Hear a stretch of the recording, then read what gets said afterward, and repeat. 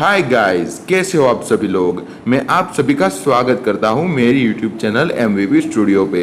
आज मैं आपके लिए लेकर आया हूं कुछ रोचक बातें जो है रेवा के बारे में। तो मेरी आशा है कि आप मेरी वीडियो अंत तक जरूर देखेंगे।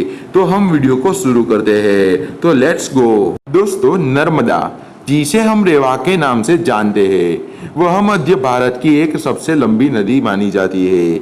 यह गोदावरी नदी और कृष्णा नदी के बाद तीसरे स्थान पर आती है।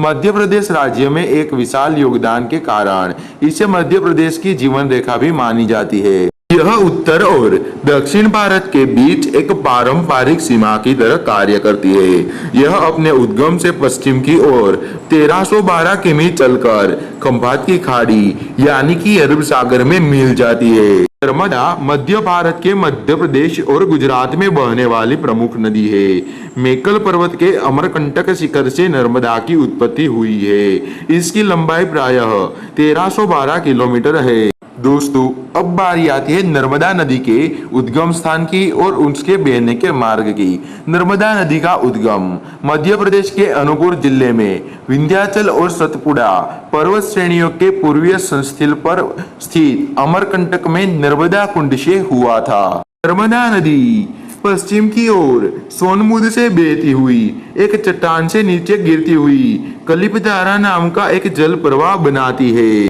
घुमावदार मार्ग और प्रबल वेग के साथ घने जंगल और चट्टानों को पार करते हुए रामनगर के जर्जर महल तक पहुंचती है।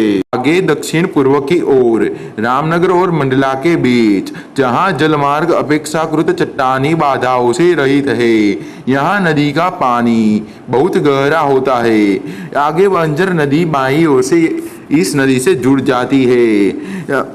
नदी आगे एक संकीर्ण लूप में उत्तर पश्चिम में जबलपुर पहुंचती है। जबलपुर शहर के करीब नदी भेड़ा घाट के पास करीब 9 मीटर का जलप्रपात बनाती है, जो कि यह धुआंधार नाम से प्रसिद्ध है। यहाँ से आगे हमारी नर्मदा नदी संगमरमर की चट्टान से लगभग 3 किमी तक बहती है। यहाँ पे नदी अपने 80 मीटर के पाठ से संकुचित होकर मात्र 18 मीटर की चौड़ाई के साथ बहती हुई संगमरमर चट्टानों से निकलती हुई नदी जलोढ़ मिट्टी के उपजाऊ मैदान में प्रवेश करती है, जिसे नर्मदा घाटी से नाम से जाना जाता है, जो लगभग 320 किमी तक यानी कि 198.8 मील तक फैली हुई है। यहाँ दक्षिण में नदी की औसत चौड़ाई 35 किमी यानी कि 21.7 मील हो जाती है।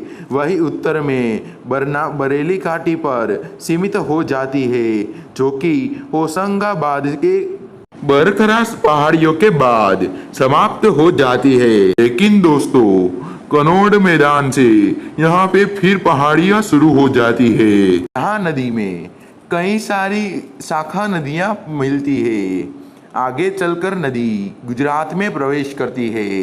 नदी बड़ोदरा जिले और नर्मदा जिले के बीच से बहती होकर फिर गुजरात राज्य के भरूच जिला के समृद्ध मैदान के माध्यम से बहती है। नर्मदा की चौड़ाई भरूच के पास 3 किमी हो जाती है। यहाँ से नर्मदा आगे चलकर बेसिन बनाती हुई अरब सागर में विलीन हो जाती है। अब बारी आती है दोस्तों नर्मदा के धार्मिक बाबत की जानकारी लेने की। नर्मदा नदी दिव्य एवं रहस्यमय भी है। इसकी महिमा का वर्णन चारों वेदों की व्याख्या में श्री कृष्ण के अवतार वेदव्यास जी ने स्कंद पुराण के रेखाखंड में किया थे। इस नदी का प्रागट्य विष्णु द्वारा अवतारों में किए राक्षस वध के प्रायश्चित के लिए ही प्रभु शिव द्वारा अमरकंटक के मेकल पर्वत पर कृपा सागर भगवान शंकर द्वारा 12 वर्ष की दिव्य कन्या के रूप में किया गया। महारूपवती होने के कारण विष्णु आदि देवताओं ने इस कन्या का नामकरण नर्मदा किया।